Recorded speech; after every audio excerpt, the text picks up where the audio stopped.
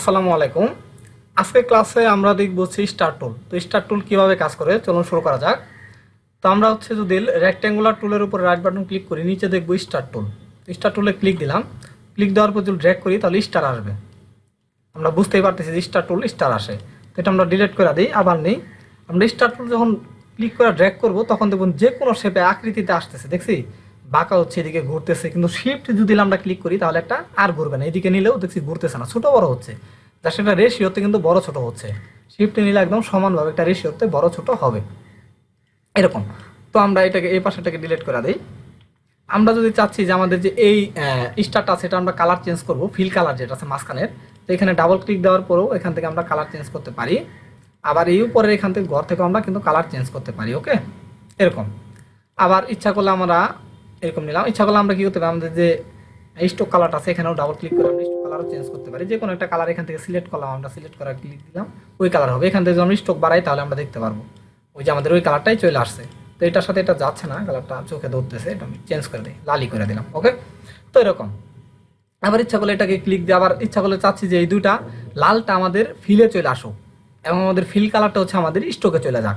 তো সেক্ষেত্রে এই যে উপরে একটা অংশ দেখবো যে এখানে সুইপ, ঠিক আছে। তো এটাতে আমরা যদি ক্লিক দিই তাহলে একটা উপরেরটা নিচে যাবে, নিচের একটা উপরে আসবে, মানে চেঞ্জ হয়ে যাবে। ফিলটা আমাদের স্টকে হয়ে যাবে, স্টকটা ফিলটা হয়ে যাবে। তো এটা সিলেক্ট করা থাকতে হবে এবং তারপরে ক্লিক দিতে হবে, তাহলে এটা চেঞ্জ হবে। ওকে, তারপর হচ্ছে এরকম। এটা আমরা এখন কি করব, ডিলিট করে দিই। আমরা স্টক কালারটা অফ করে দিই। এখান থেকে আমরা এই কালারটা হচ্ছে একটা অন্য একটা কালার নিব, এরকম কালার নিলাম। তো আমরা স্টার টুলে ক্লিক দেওয়ার পরে যদি ড্র্যাগ করি, ক্লিক দিয়ে দিচ্ছি, স্টারটা কিন্তু সমান আকারে বড় হচ্ছে, কিন্তু এটা ছাড়বো না আমরা, ঠিক আছে। আমরা চাচ্ছি আমাদের স্টারের যে ডানা আছে এগুলো একটু বাইরে যাক, যে পাঁচটা যে আমাদের ডানা আছে। তো এটা বাড়ার জন্য আমাদের যে উপরের যে অ্যারো চিহ্নটা আছে, আমাদের ক্লিপবোর্ডের উপরে দেখবো একটা অ্যারো চিহ্ন, চারটা অ্যারো চিহ্ন আছে। তো এই চারটা অ্যারো চিহ্নের উপরের দিকে যে অ্যারো চিহ্নটা আছে এটাতে যদি আমরা ক্লিক দিই টপ অ্যারোতে, তো আমাদের এই ডানাগুলো বাড়বে, দেখতে পারতেছি এই যে বাড়তেছে, অনেকগুলা কিন্তু হয়ে গেছে। আবার চাচ্ছি এটা কমে যাক, তো সেই ক্ষেত্রে নিচের দিকে যে বটম যে হচ্ছে আমাদের অ্যারো চিহ্নটা আছে, তো এই অ্যারোতে যদি আমরা ক্লিক দিই তাহলে এটা হচ্ছে কি কমবে, স্টার আসবে। ওকে, এরকম হবে। কিন্তু চাচ্ছি এরকম না, আমরা চাচ্ছি আর একটু অন্যরকম হোক। সেই ক্ষেত্রে আমরা কি করব, আমাদের যে কন্ট্রোলটা আছে এটা ক্লিক থাকা লাগবে, কিন্তু সাইরা দেওয়া যাবে না আমাদের। কিন্তু এটা সরি, এটা আমার হাত থেকে চলে গেছে।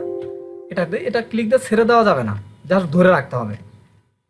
ধরে রাখা অবস্থায় আমরা যদি কন্ট্রোলে ক্লিক দিই, কন্ট্রোল যে বাটনটা আছে এটা আমরা ক্লিক দিব কিবোর্ডের, দেওয়ার পর যদি এটাকে আমরা সরাই, দেখছি নিচের দিকে আসতে এরকম হচ্ছে, আবার বড়োর দিকে নিয়ে আসি এরকম হবে, আবার নিচের দিকে নিয়ে এরকম হবে। তো এরকম নেওয়ার পর আমরা একটু বাড়াইলাম, এটা একটু বাড়াই, আমরা উপরেরও দিয়ে আমরা বাড়াইলাম, তারপর আবার কন্ট্রোল দিলাম, আবার নিচের দিকে নিয়ে যায়, এরকম হবে। একদম স্টারটা এরকম হয়ে যাবে, আবার এরকম হবে, আবার এরকম, আমি যেরকম চাচ্ছি এরকম হয়ে যাবে। আবার লেফট নিচের বটমেরও দিয়ে এটা কমাই ফেলি। তো আমি যেরকম চাবো আমার স্টারটা সেরকম করতে পারি কন্ট্রোলে ক্লিক দেওয়া ধরে থাকা অবস্থায়। এটা যদি আমরা কমাই বাড়াই তাহলে কিন্তু হয়ে যাবে। তা সেটাকে আমরা এখন ছেড়ে দিই, তাহলে আমাদের স্বাভাবিক যে স্টার আছে সেটাতে চলে আসবে। তো স্টার চাইলে আমরা বিভিন্ন হ্যান্ডেল ডিলিট করে দিতে পারি, যেমন হচ্ছে আমরা ডিরেক্ট সিলেকশন টুল নিয়ে যে কোনো একটা পয়েন্টটাকে সিলেক্ট করতে পারি।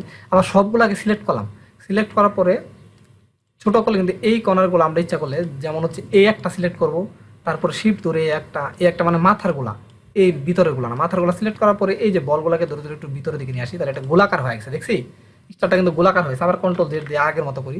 এখন যদি আমরা এই যে ভিতরের যে অ্যাঙ্করগুলো আছে এগুলো সিলেক্ট করি, শিফট ধরে ক্লিক দিব, শুধু এগুলো সিলেক্ট করব।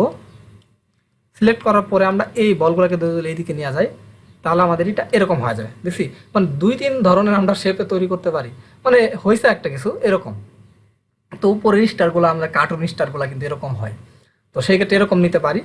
নেওয়ার পর হচ্ছে আমরা বিভিন্ন ধরনের আবার ডিরেক্ট সিলেকশন টুলের মাধ্যমে আমরা বিভিন্ন অ্যাঙ্কর পয়েন্ট ধরে যদি আমরা ডিলিট করে দিই সেটা ডিলিট হয়ে যাবে, এরকম কাটা যাবে। তো সেক্ষেত্রে ভালো লাগবে না এটা। আবার ইচ্ছা করলে আমরা এই যে আমাদের যে অ্যাঙ্কর পয়েন্ট টুলটা আছে এটা নিয়েও আমরা এখানে যদি ক্লিক দিয়ে ড্র্যাগ করি তাহলে এটা গোলাকার হয়ে যাবে, দেখছি মাথাটা গোলাকার হয়ে গেছে এরকম। আবার আমরা অ্যাঙ্কর পয়েন্ট টুলটা নিলাম, নেওয়ার পর যদি এই মাথাতে এসে আবার ক্লিক দিই তাহলে এটা কি হয়ে যাবে, আগের মতো কর্নার হয়ে যাবে। তো এরকম। তো স্টার টুলের বৈশিষ্ট্য হচ্ছে স্টার, তো তার ভিতরে যে কিছু অপশন ছিল সেটা দেখানোর চেষ্টা করলাম। তো আশা করি সবাই বুঝতে পারছেন যে আমরা স্টার টুল কীভাবে কাজ করে আমরা কি করব। তো আপনার ক্রিয়েটিভিটি অনুযায়ী আপনি স্টার টুলের ব্যবহার করবেন। তো এরকম। তো আশা করি সবাই বুঝতে পারছেন যে কীভাবে স্টার টুল কাজ করে। তো আজকে ক্লাসটা এই পর্যন্তই, সবাই ভালো থাকবেন। আসসালামু আলাইকুম।